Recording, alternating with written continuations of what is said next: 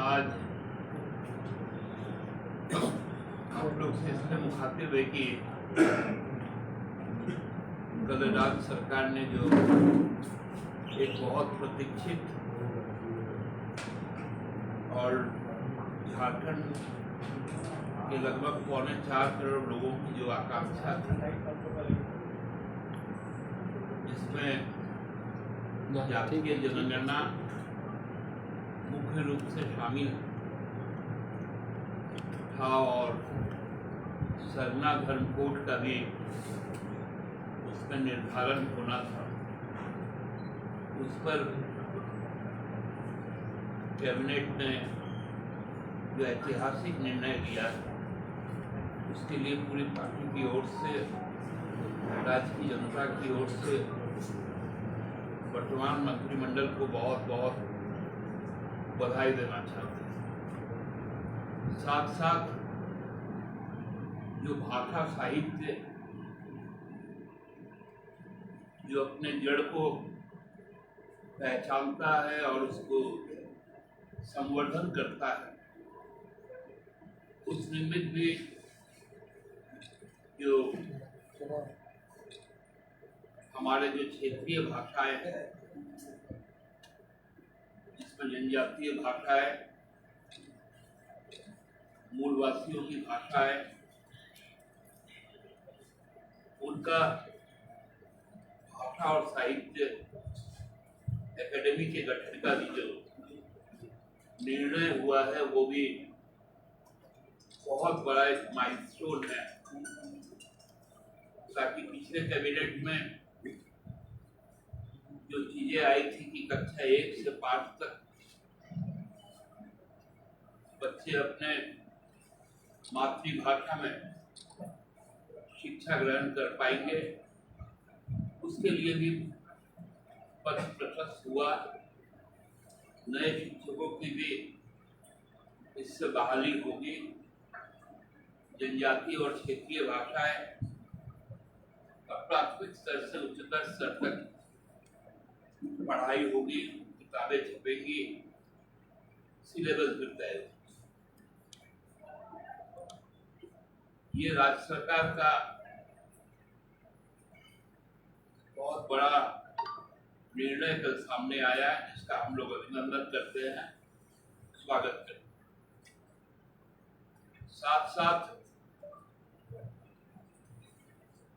जो वर्तमान केंद्र सरकार की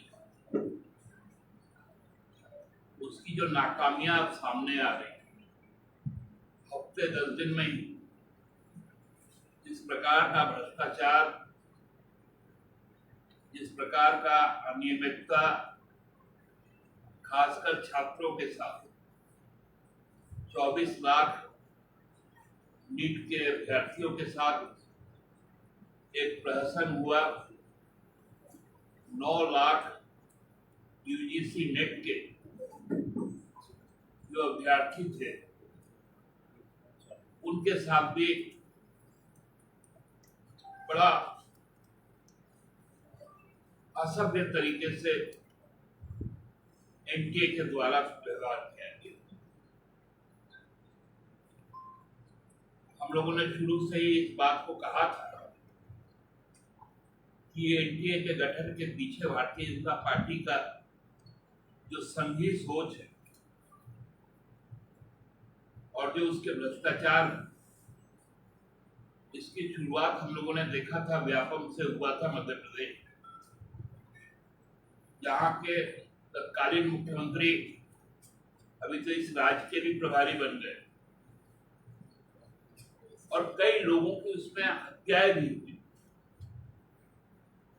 वो मॉडल एनटीए में लाया गया और जो नीट का और जो यूजीसी नेट, इसमें जो भ्रष्टाचार का केंद्र है, संयोग से या प्रयोग से उसका एपिक सेंटर गुजरात है, मध्य प्रदेश है, बिहार है, उत्तर प्रदेश, जहां भारतीय जनता पार्टी की क्षमता। क्योंकि सारे फर्जीवाड़ा में शामिल लोग इन्हीं सरकारों के संरक्षण में पलते बढ़ते हैं। ये साधारण बात नहीं। कल प्रधानमंत्री जी नालंदा आए थे, बहुत बड़ी बड़ी बातें कहते थे, ज्ञान का क्षेत्र खोलना है, विश्व स्तर पे ले जाना है। लगता है अभी भी चुनाव के मोड में लोगों ने उनको नकारा है, ये स्वीकार भी नहीं कर पा रहे। 18 तारीख को परीक्षा होती है, 19 को दिन में प्रधानमंत्री जी का शिक्षा पे बहुत बड़ी बड़ी बातें होती हैं, और रात को परीक्षा रद्द हो जाता है। यूजीसी नेट क्या था? उच्चतर शिक्षा का एक प्रवेश द्वार है, जहां लोग प्राध्यापक बनते हैं, शोध करते हैं। आपने उस पर कालिख पोतने का काम। सुप्रीम कोर्ट भी कंसर्न है नीट की परीक्षा को लेकर कि कदाचार से यदि छात्र एमबीबीएस डॉक्टर बनते हैं तो लोगों की जीवन को खतरा है। पहले हम लोगों ने देखा कोरोना वायरस के समय जो टीके लगे, अब खुलासा हुआ उससे प्राण नाश होता है, संभावनाएं बढ़ जाती। अब इस तरह के डॉक्टर आएंगे, मोदी जी यही चाहते हैं कि कोई पढ़े लिखे नहीं, सरकारी यूनिवर्सिटी तो गया, मोटी मोटी रकम लेके भाजपा के नेताओं के जो संस्थान है, कोचिंग संस्थान, पूरे देश में फल फूल रहे हैं।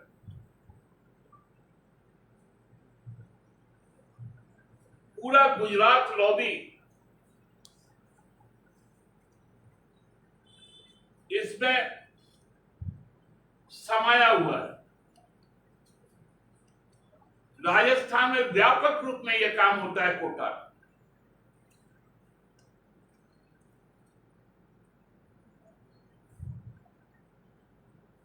कौन लेगा एनटीए का गारंटी?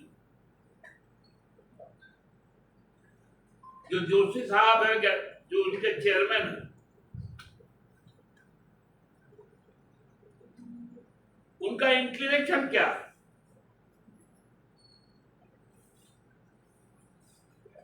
इससे पहले भी यूपीएससी में रहे, वहां भी कई तरह के सवाल उठे।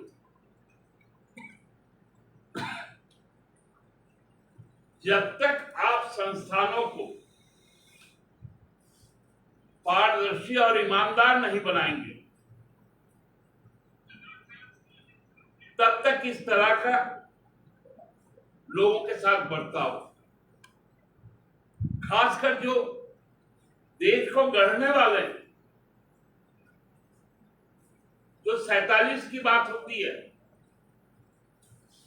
उसमें जो सबसे ज्यादा योगदान जिस वर्ग का होगा वो आज के समय का छात्रों का होगा।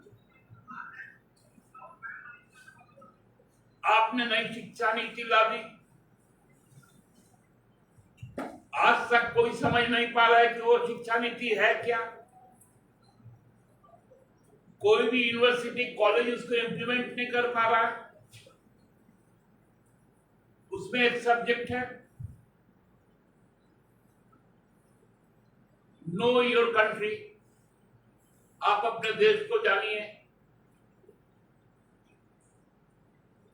लेकिन उसमें डिस्कवरी ऑफ इंडिया नहीं पढ़ा सकते क्योंकि उसको नेहरू जी ने लिखा है।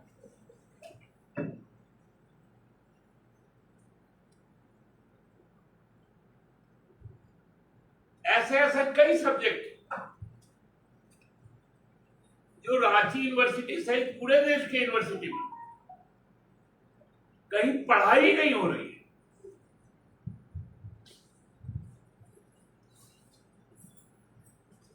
और फिर जो कुछ सब्जेक्ट में रिसर्च करना चाहते हैं उसके लिए यूजीसी जो नेट लेता है, नेशनल एलिजिबिलिटी टेस्ट,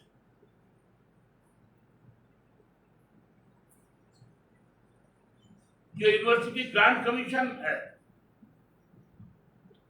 पहले यूजीसी खुद करता, कभी कोई गड़बड़ी की बात सामने नहीं है। जब से एनटीए बना, लगातार गड़बड़ियां,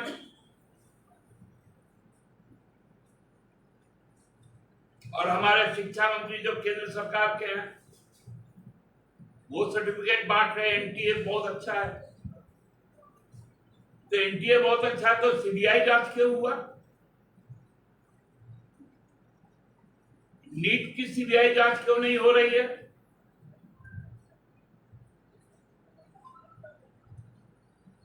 क्या ये बच्चे अब इस देश में रह पाएंगे, अपना भविष्य संवार पाएंगे? ये बहुत बड़ा सवाल है। और खासकर शिक्षा के क्षेत्र में यदि भ्रष्टाचार हुआ, रोजगार में यदि भ्रष्टाचार हुआ, तो भयानक संकट का ये धोकर, और इसमें पूरी तरह से प्रधानमंत्री मौन है और शिक्षा मंत्री इसमें स्पष्ट तौर पर मिली भगत उनकी।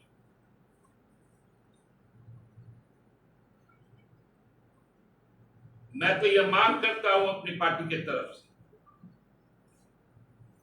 यदि सीबीआई के पास केस गया है तो तत्काल सीबीआई एनटीए के चेयरमैन और मानव संसाधन मंत्री को गिरफ्तार करे, प्रधानमंत्री मानव संसाधन मंत्री को बर्खास्त करे, क्योंकि दोनों की गिरफ्तारी के बगैर सच्चाई सामने नहीं आ पाएगी। ये भाजपा की मिलीभगत है,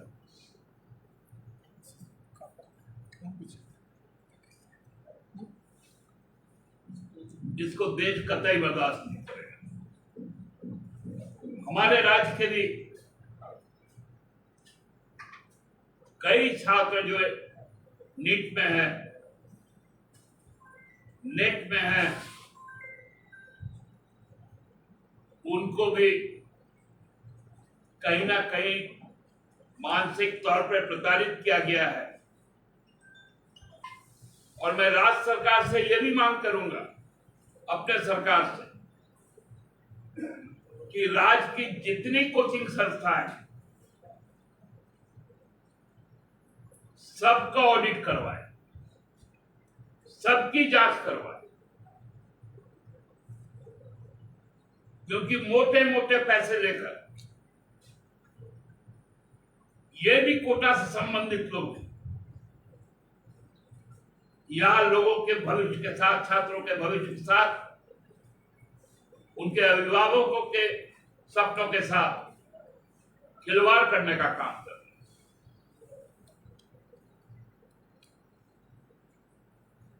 और राष्ट्रपति महोदय को भी ये निवेदन करूंगा, वो स्पष्ट तौर पर खासकर मध्य प्रदेश, गुजरात, राजस्थान, बिहार और उत्तर प्रदेश, इन राज्यों पर भी अपनी निगाहें खोल कर रखें कि आखिर क्यों इस तरह का भ्रष्टाचार का एपिक सेंटर यही सब स्टेट होते हैं। ये बहुत बड़ा प्रश्न था। यदि और कोई प्रश्न आपके मन में है तो आमंत्रित। सुप्रियोदा, आपका जो सवाल है और मांग है वो पूरा देश उस्मान को लेकर के खड़ा है और जायज भी है, लेकिन अगर राजनीति को थोड़ा सा किनारे कर दिया जाए तो पेपर लीक का जो मसला है वो देश भर की सरकारों के, चाहे राज्य सरकार या फिर सेंट्रल गवर्नमेंट, वो दोनों के लिए चिंता की बात है। खुद अपने स्टेट में आपकी पार्टी की सरकार है, पेपर लीक का मसला यहाँ भी है, पेपर लीक के कारण छात्र यहाँ भी परेशान है। तो आपको लगता है कि एक साथ मिल करके कुछ एक आइडिया पे काम करना चाहिए सभी दलों को, ताकि छात्रों को परेशानी न पड़े? देखिए, जब तक रिक्रूटिंग एजेंसी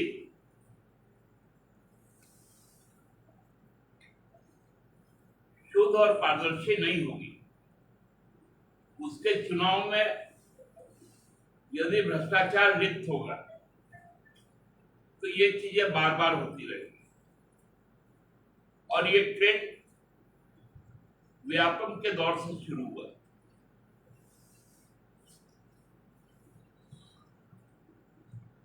इसलिए किसी भी जगह यदि कोई भी गड़बड़ी होती, यूपी में तो पिछले 7 सालों में 11 बार पेपर लीक। आखिर उसकी एजेंसी कौन? आज तक उस पर कार्रवाई क्यों नहीं? गुजरात में भाजपा के शासनकाल में 17 बार पेपर लीक, क्यों कार्रवाई नहीं? व्यापम का जब इन्वेस्टिगेशन चल रहा था तो जज से लेकर गवाह से लेकर अभियुक्त तक असामान्य परिस्थिति में उनके शव पाए जाते थे, उस पर क्यों नहीं जांच? यही तो सवाल है मेरा। राहुल गांधी ने भी एक ट्वीट किया है जिसमें उन्होंने कहा कि बीजेपी के पैरेंट ऑर्गेनाइजेशन मतलब आरएसएस की तरफ उनका इशारा था। जो वीसी की नियुक्ति होती है और हाल के दिनों में जो देखा गया, चाहे जेएनयू हो, जामिया हो या बीएचयू हो, तो जो वीसी की नियुक्ति होती है उस नियुक्ति को जिस तरीके से अभी राजनीतिकरण किया गया है, आप मानते हैं कि ऐसा कुछ उस वजह से हो रहा है, हर एग्जाम का पेपर लीक हो रहा है? राजबाबू, मैं आपको पूरे जिम्मेवारी के साथ कहता हूं, हमारे सेंट्रल यूनिवर्सिटी झारखंड का जो वीसी है, पूरे जिम्मेवारी के साथ कहता हूं, वैकेंसी के अगेंस्ट में जब एप्लीकेंट जाते हैं उनको पर्सनली बुला के बोलते हैं कि संघ का कोई रेफरेंस है तो इंटरव्यू बोर्ड में आइए। इलाहाबाद सेंट्रल यूनिवर्सिटी का जो वाइस चांसलर है, जो वही की है, उन्होंने एफआईआर करवाया था कि मुझे अजान से नींद में खलल पड़ती,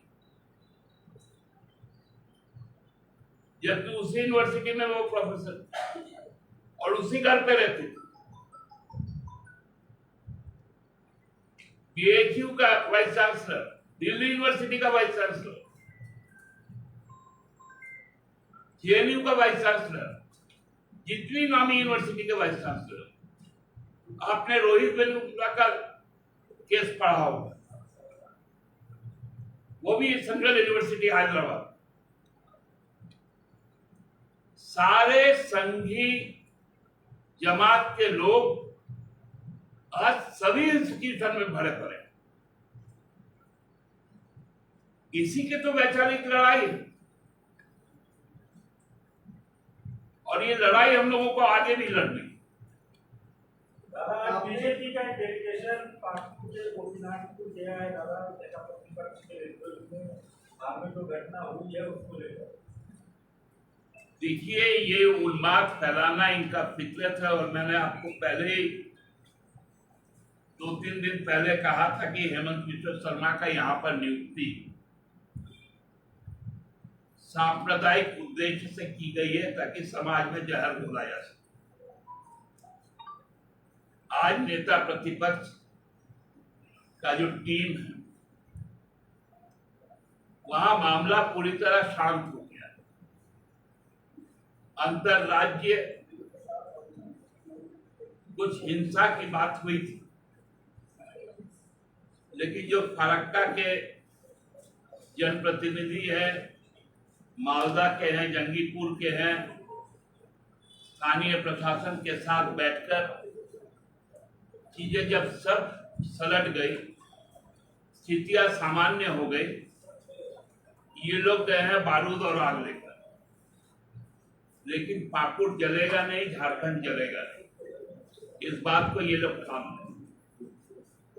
कोचिंग संस्थानों की क्या जांच आप सरकार से करवाएंगे?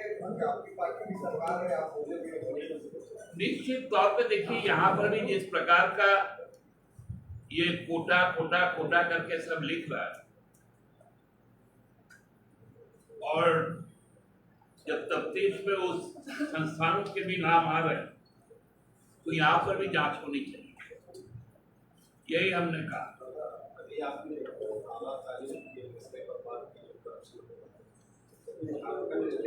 प्राइमरी शिक्षा का सिस्टम सरकारी स्कूल, वहाँ का शिक्षा स्तर काफी गिरा हुआ है, बहुत कम बच्चे जाते हैं। आप इसकी कम शिकायतें कई मतलब इन स्कूलों में शिक्षा स्तर में सुधार के लिए कोई खास पहल नहीं किया गया है, इस पर क्या कहेंगे? नहीं, खास पहल किया गया है। आप देखिए कि हमारे जो 5500 स्कूल को रघुवर सरकार ने बंद किया, अब उन स्कूलों को फिर से खोला जा रहा है। सीएम स्कूल ऑफ एक्सीलेंस में जो कोर्सेज आए,